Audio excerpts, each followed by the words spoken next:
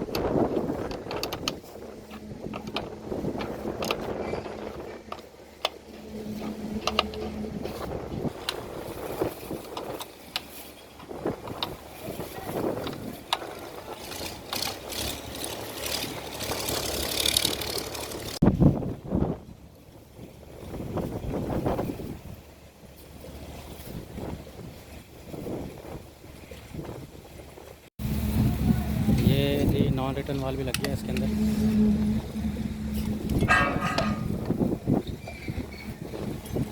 ये वीडियो सारी सेंड करना। तो ये फाइनल हुआ कि जी जो वाइट कलर का पाइप है, बेसिकली यहाँ पर ट्रॉलर आएगा और ये ट्रॉलर में लग जाएगा। और ट्रॉलर में लगने के बाद ये यहाँ से, ये हमारा 5 हॉर्स पावर का मोटर है 4x4 का, और इसकी जो हाइट है वो तकरीबन 45 फुट तक ये फेंकेगा पानी। ये एल्बो लगी और ये हमारा नॉन रिटर्न वाल है, ये टी। और उसके बाद ये यहाँ से ये 45 फुट हाइट पर जा रहा है। तो ये कंप्लीट हो गया।